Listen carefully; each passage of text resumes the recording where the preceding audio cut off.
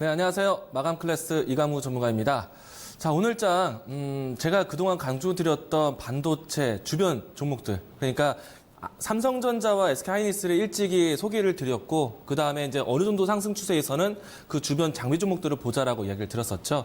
반도체 시장에 대한 걱정은 이제는 한시름 많이 놓을 것 같습니다. 오늘 반도체 관련된 종목들, 테스, 유진테크, 이와 같은 기업들을 제가 꾸준하게 소개를 해드렸었는데, 그 기업들이 이제는 실적에 대한 호조를 기대한다는 뉴스가 많이 나왔기 때문입니다. 자, 우선은 오늘장 어떤 포인트를 찾아가면 좋은지 오늘장에 대한 정리 살펴보도록 하겠고요. 오늘은 전반적으로 반도체 부품주들 일제히 상승을 했습니다. 제가 강조했던 유진테크, 테스는 오늘 상한가까지 기록을 했습니다. 자, 전반적으로 시장의 분위기가 좋았는데 이 시장에 대한 지수 차트를 좀 확인해 보도록 할게요. 자, 우리가 어디까지 지수를 반등할 수 있을까에 대한 눈높이를 찾아보겠는데 우선은 미증시를 한번 보고 오죠. 자, 미증시 차트를 보시면은 다우지수 어제 시장 무역 협상에 대한 기대감이 살아나면서 이 주가 반등이 나타나 있는데 보시면은 검은색 이동평균선에 걸쳐 있는 상태입니다. 그러니까 반등을 크게 보이고 난 다음에 조정권에서 숨고르기를 보이고 있는데 이 때문에 오늘 우리 증시는 어느 정도 선 반영된 상태에서 지수가 출발할 것이다 라고 말씀을 드렸었죠. 우리 증시도 같이 보도록 하겠습니다. 자, 코스피도 1월달 효과 이후에 이 180 이동평균선의 조정의 구간에 빠져 있는데 물론 이제 미증시에 대한 높이를 따라간다라면은 추가적인 상승 여력은 보입니다. 지수에 대한 포인트를 가까이 본다라면은 오늘 2200포인트에 대한 안착의 의미를 좀 둔 모습이었지만은 추가적인 반등이 나온다라면은 2225포인트대까지도 이 이평선에 대한 반등을 좀 더 기대해 볼 수 있지 않을까 생각을 해보고 있고요. 다만 이와 같은 반등은 완전히 확신하기는 좀 어렵습니다. 중요한 이벤트들을 앞두고 있기 때문에 기다려볼 필요가 있을 것 같고요. 이런 기다리는 시장 안에서는 오늘장에 대한 움직임들을 추격하기보다는 선침에 대한 목적을 가지셔야 됩니다. 자, 오늘 반도체 관련된 종목들 강했죠. 이 반도체 종목들이 움직인 계기에 대해서 한번 찾아볼까요? 자, 이거는 수급으로 풀어가셔야 되는데요. 수급을 한번 살펴보도록 하겠습니다. 자, 오늘 전반적으로 외국인들은 시장을 관망하자는 관세로 갔어요. 왜냐하면은 지수에 대한 상승은 나타났지만 이번 주에 있을 고위급 무역, 그러니까 협상에 대해서 지켜봐야 되겠고 또 이번 주 같은 경우에는 주요 경제 지표라든지 주요 연설들이 있기 때문에 살펴봐야 될 문제들이 상당히 많습니다. 그래서 본격적으로 이 외국인들이 우리 시장, 그러니까 신흥국에 들어오는 거는 조금 더 기다려봐야 될 것 같고요. 다만 오늘장에서 움직임이 나왔었던 제조업, 전기전자에 대한 수급은 확실하게 이어졌다. 자, 근데 오늘 제가 삼성전자, SK하이닉스보다 그 주변을 보라고 했습니다. 항상 소개를 드렸던 유진테크, 테스, 또 유니테스트까지 이야기를 드려왔었는데 이들 기업들은 외국인의 수급이 꾸준히 들어왔었던 종목들이에요. 그리고 외국인이 선택했던 반도체 종목들, 그 밖에 있는 종목들, 실적이 호전되는 종목들, 실적이 앞으로 좋아질 종목들로 해서 선택해서 들어온다. 우리는 외국인 따라가면 된다라고 말씀을 드렸었죠. 자, 우리가 어제 날짜의 외국인 수급을 체크해 보겠습니다. 자, 오늘 말고요. 어제. 자, 어제도 사실은 코스피 쪽에 외국인의 수급은 좀 부족했지만 내용들 한번 가까이 볼까요?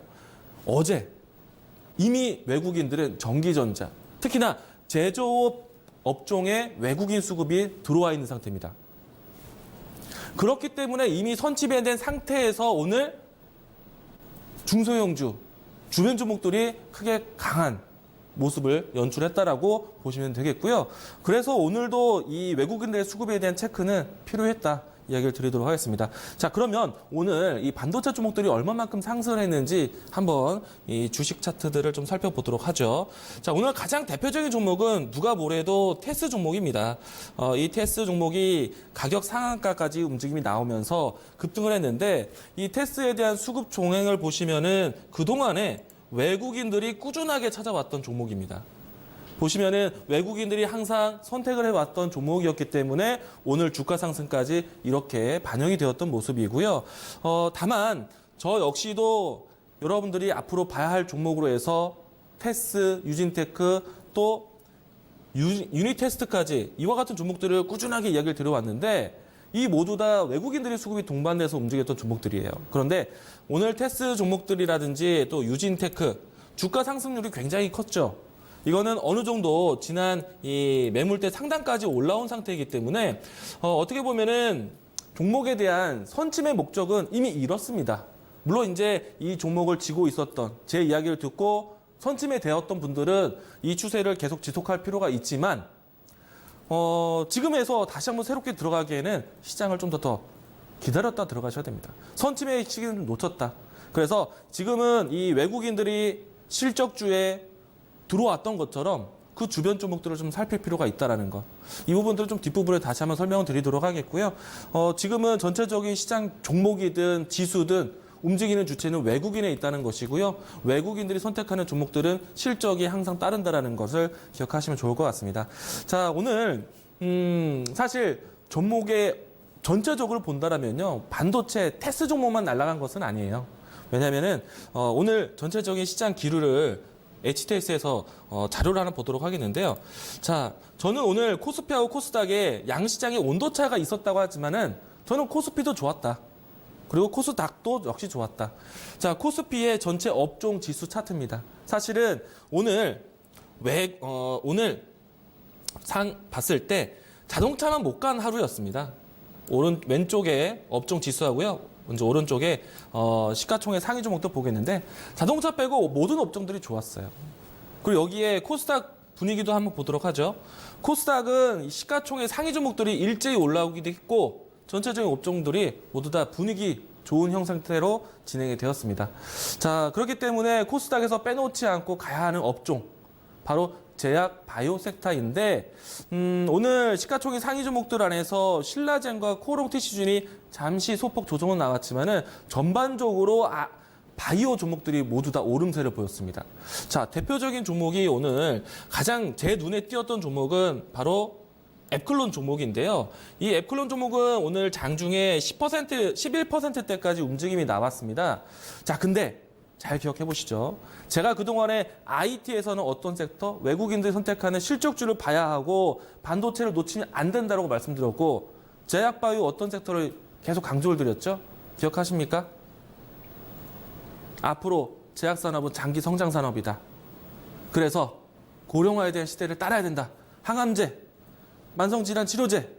자, 앱클론처럼 면역 항암제를 만드는 기업들이 지금 시장에서 바이오 종목이 움직일 때 같이 움직입니다. 자, 오늘은요, 앱클론 종목이 강했는데 면역 항암제 종목들 중에서 가장 먼저 움직임이 나왔던 게 바닥을 찍고 확인했던 게 제넥신. 그리고 난 다음에 동아 ST. 그저께 나왔죠. 그리고 오늘 앱클론까지 이어지는 형상인데 그 다음에 있는 종목들도 여러분들은 차례대로 면역 항암제라든지 만성질환 치료제 쪽. 그러니까 시장에 대한 방향성만 잘 잡으신다라면은 종목들은 여러분들이 원하는 만큼 선침해를 할 수 있다는 거 이야기를 드리도록 하겠습니다. 오늘은 안 오르는 업종이 없습니다. 전반적으로 모두 다 올랐고 그리고 앞으로 이 기존에 있었던 수급주뿐만 아니라 성장주까지 올라왔기 때문에 텍스트 돌아가시면은 이제 돌아올 수 있는 신기술이 있는 기업들도 여러분들이 이제 꼼꼼히 체크를 해봐야 된다는 거. 제가 뭐 MLCC라든지 신소재에 대한 관점도 계속 이야기를 드렸었는데요. 앞으로는 또 어떤 파트를 봐야 될까? 내일장에 대한 준비도 해보도록 하죠. 우선은 이번 주 오늘 자체는 지수가 좋은 분위기를 형성을 했지만은 전반적으로 전 세계적으로 미국과 중국의 무역 협상에 대한 과정을 아직까지는 기다리는 입장입니다. 그래서 이번 주 고위급 회의가 진행될 때까지는 완벽하게 안심을 할 수는 없을 것 같고요. 그리고 오늘부터 해서 미국의 주요 경제 지표가 발표됩니다. CPI 생산자 이 지표 발표되고요. 그리고 또 그밖에 고용 지표 관련된 이야기들도 기다려야 되고요. 그리고 이번 주에는 이 연준 은행의 주요 대표들이 연설을 앞두고 있는데 긍정적으로 나올 것으로 기대를 하고 있습니다. 하지만 이 모든 것들이 아직까지는 관망이 필요한 자세가 있다라는 것.